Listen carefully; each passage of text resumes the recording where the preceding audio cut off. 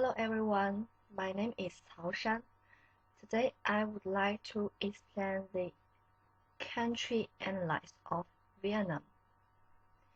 I chose this country because the fast rate of its economic development and some recently issues has also appeared in China.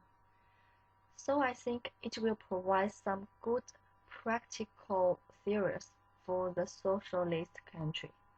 If I go back to China, this college can also be used in my future work. This article analyzes the changes of Vietnam in several aspects by using the Pastel framework, and I will also provide a simple analysis of the Vietnam's national competitive advantage in a global scale.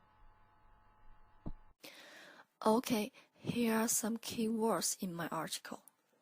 We cannot ignore the Vietnam War from the 1959 to the 1975. This war determined the political system in Vietnam. Well, it also devastated the economy of Vietnam. After the war, Vietnam came out a reform plan called Doi Moi in 1986. It was in order to ease the post-war bad economic situation and also put forward the idea of encouraging foreign investment. Well, because too many foreign enterprises want to invest in Vietnam, so it's due to the deficit and inflation. The first part is the political framework. Vietnamans would like to use American War to explain the Vietnam War because of the U.S. military intervention from 1965 to 1973. In today, this kind of war like the Iraq War and the Vietnam War is not easy to see. Political interference has been less common. However, in the period of the Vietnam War, it can be seen from the actions of states, which camps they belong to. After the war, Vietnam has become a one-party socialist republic, which is led by the Vietnam's Communist Party. If we want to talk about the economic of Vietnam, we should know one of the important reform is named Doi Moi. Doi Moi launched in 1986 have transformed Vietnam from one of the poorest countries in the world with per capita income below $100 to a lower middle income country within a quarter of a century with per capita income of 1,130 by the end of 2010. So it is important to know that this reform policy marked the beginning of the opening up of the Vietnam's economy, which resulted in a significant inflow of foreign investment. Not surprisingly, the banking sector remains the central pillar for financing investment in Vietnam. However, even in this respect, the total credit extended by the banking sector is equivalent to only 39% of Vietnam's GDP. So this means that most business depends on the bank, but the bank did not provide enough loans to lenders. The government gave enough money into the state-owned economic companies, but the private enterprises are faced with the dilemma. In social culture framework, the World Bank provides some data.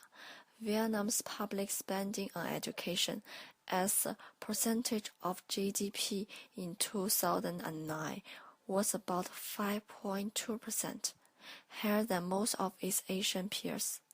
So we should know that the government has really done a number of contributions in the education, but there still has some other problems. The money for a student in post-secondary education costs 30 per student who could be enrolled in primary school, so it's a kind of inequitable.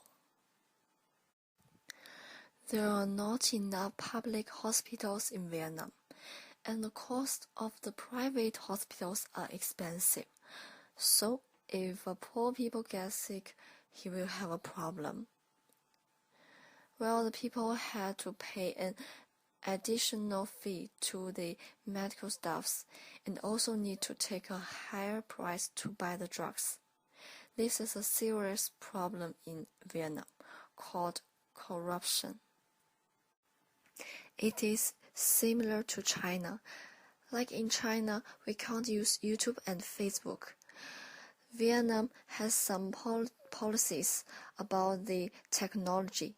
The government thinks some news are dangerous, and they didn't think about the human rights in this area.